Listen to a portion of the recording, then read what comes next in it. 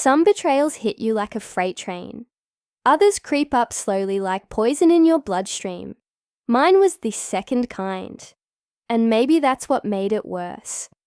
The slow realization that everything I believed in was built on lies. Sarah and I had what everyone called the perfect marriage.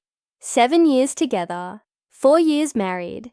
The kind of couple people pointed to and said, that's what love looks like. She was driven, ambitious, always reaching for the next promotion, the next achievement. And I was her biggest supporter, her cheerleader, the man who celebrated every victory as if it were my own. I never saw the red flags. Or maybe I chose not to see them when she got promoted to regional director. It told myself the late nights were temporary, the business trips necessary, the distance between us, just a phase we were going through. Successful couples go through rough patches, right? That's what I kept telling myself, even when the rough patch stretched into months. The changes were subtle at first. The way she'd guard her phone, placing it face down during dinner. The mysterious calls that made her step outside. The sudden interest in her appearance. New clothes, new perfume. A different energy about her when she came home from work. I told myself I was being paranoid. That success was changing her in good ways, making her more confident, more self-assured. But doubt is like a seed once planted. It grows in the dark corners of your mind, feeding on every small inconsistency, every unexplained absence. Every time she said she was working late, but came home smelling like wine and someone else's cologne, I started paying attention to things I had previously ignored. The way she'd smile at text messages, but never share what made her laugh. The way she'd disappear for hours on weekends, claiming she was at the office. The night everything unraveled started like any other. She came home around 10 sounds, claimed she'd been in back-to-back meetings with the regional team.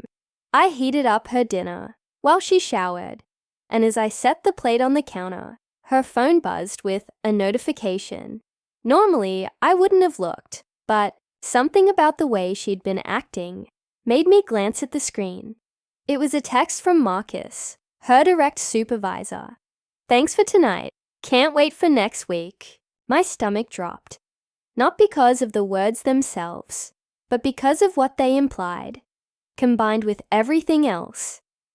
I'd been noticing the late nights, the secretive behavior, the way she'd mentioned Marcus more and more in casual conversation, always with a little too much enthusiasm. I stared at that message, feeling something cold settle in my chest. When she came out of the shower, humming some tune I'd never heard her sing before, I asked casually how the meeting went. She launched into a detailed explanation about quarterly projections and team restructuring, her words flowing too easily, like she'd rehearsed them. I nodded along, but inside I was dying because I knew I was listening to carefully constructed lies. That night, I lay awake staring at the ceiling while she slept peacefully beside me, and I realized I was living with a stranger. The woman I'd married, the woman I'd trusted completely, had become someone I didn't recognize. Someone capable of looking me in the eye and lying without flinching. Over the next few weeks, I started noticing more things. The way she'd take calls, in the other room, speaking in hushed tones. The way she'd mention needing to work Saturday mornings, then come home, energized in a way that had nothing to do with spreadsheets and presentations. The way she'd sometimes call out another name in her sleep, not mine. I could have confronted her, demanded answers, made a scene, but something inside me had already started shutting down. Theman, who would have fought for his marriage, was disappearing, replaced by someone who just wanted the truth, whatever the cost. The confirmation came on a Thursday evening. She'd said she was working late again, and I decided to surprise her with dinner at her office. I knew her schedule knew she'd be there, until at least 9 near Tulmsay. But when I arrived, the parking lot was nearly empty. The security guard told me most everyone had left hours ago. I sat in my car in that empty parking lot, feeling the last piece of my denial crumble. She wasn't working late. She was somewhere else, with someone else doing things that had nothing to do with her career and everything to do with betraying the man who loved her unconditionally. I drove home in a strange kind of calm, the kind that comes when you finally stop fighting reality, when you accept that the life you thought you were living was just an elaborate fiction. I packed a bag, not everything, just enough to disappear. And when she came home at midnight with another story about late meetings and urgent deadlines, I was sitting at the kitchen table with my suitcase beside me. She stopped in the doorway, confusion replacing the practiced smile she'd been wearing. "What's going on?" she asked, and I could hear the panic creeping into her voice because she knew she'd been caught, not in the act, but in the web of lies she'd been spinning for months. "I'm leaving," I said simply. No accusations, no demands for explanation, no dramatic revelations, just 2 words that changed everything. The color drained from her face, and suddenly she was the woman I'd married again. Vulnerable, scared, desperate. "Where are you going?" she whispered. "Why are you doing this?" "Because you already left," I replied, standing up, grabbing my bag. "You left months ago. You just forgot to tell me." She started crying, then reaching for me, trying to explain, but I was already walking toward the door. Some conversations aren't worth having. Some explanations only make the betrayal worse. I didn't need to hear about how it started or why it happened, how sorry she was. The only thing it needed was distance. I spent that first night in a hotel room, staring at my phone, waiting for the calls and texts that never came. Maybe she was relieved. Maybe she was with him. Maybe she was planning how to spin this to our friends and family. It didn't matter anymore, because I was done caring about her choices. The divorce was surprisingly simple. No kids, no complicated assets, just the death of a marriage and the division of a life we'd built together. I moved to a different city, started over focused on work, on rebuilding myself, on remembering who I was before I became half of a couple that was never really whole. For months, I waited for the grief to hit, for the loneliness to overwhelm me, but instead, I felt something I hadn't experienced in years. Peace. Real, honest peace. No more wondering where she was or who she was with. No more analyzing every word looking for hidden meanings. No more living in the shadow of doubt I heard through mutual friends. That her relationship with Marcus had imploded spectacularly. Apparently, I wasn't the only one he'd been lying to. Apparently, office romances built on betrayal don't have strong foundations. Who could have predicted that a year passed, a year of healing, of growing, of remembering what it felt like to trust my own instincts? Again, I'd built a new life in a new place, with new routines and new dreams, and I was genuinely happy. Not the forced happiness of someone trying to convince themselves they're fine, but the real contentment that comes from living authentically. Then last Tuesday, I came home from work to find her sitting on my front steps. She looked different, smaller. Somehow, like the confidence that had always defined her had been stripped away. She was wearing one of those flowy dresses she used to save for special occasions, but now it just made her look lost, like she was trying too hard to be someone she used to be.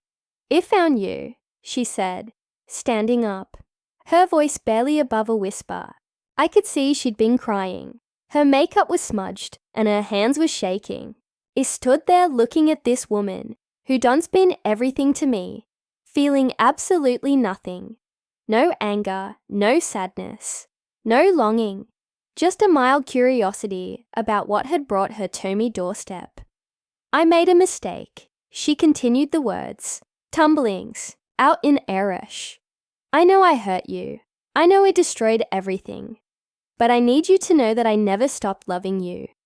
The lies came so easily, even now, even after everything. But I could see in Heres that she almost believed them herself, that she'd convinced herself this was about love and not about the fact that her perfect new life had fallen apart.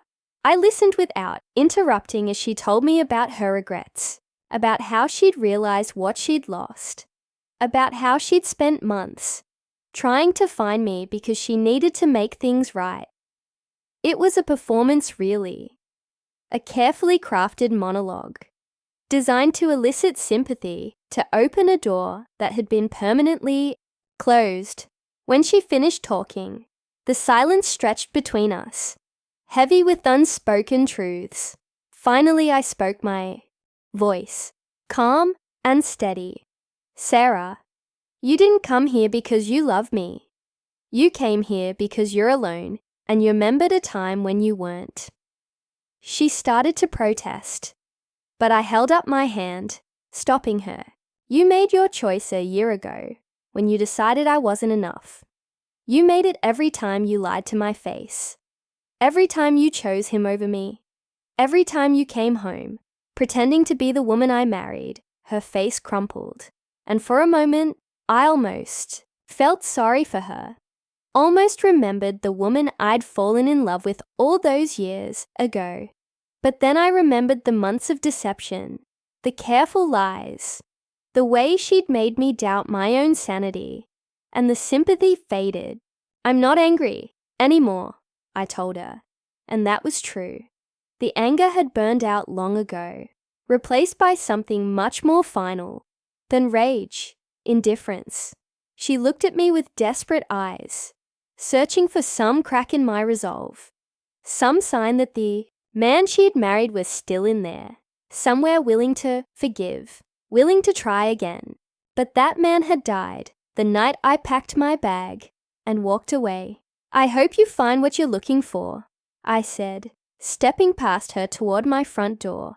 But you won't find it here. As I closed the door behind me, I heard her start to cry, and I felt nothing, not satisfaction, not sadness, just the quiet peace that comes from closing a chapter that should have ended long ago. Some people deserve second chances. Some mistakes can be forgiven. Some trust can't be rebuilt. But some betrayals cut so deep that forgiveness becomes impossible. Not because you're holding a grudge, but because there's nothing left to save. Through my window, I watched her walk away, shoulders slumped, head down, carrying the weight of choices that couldn't be undone.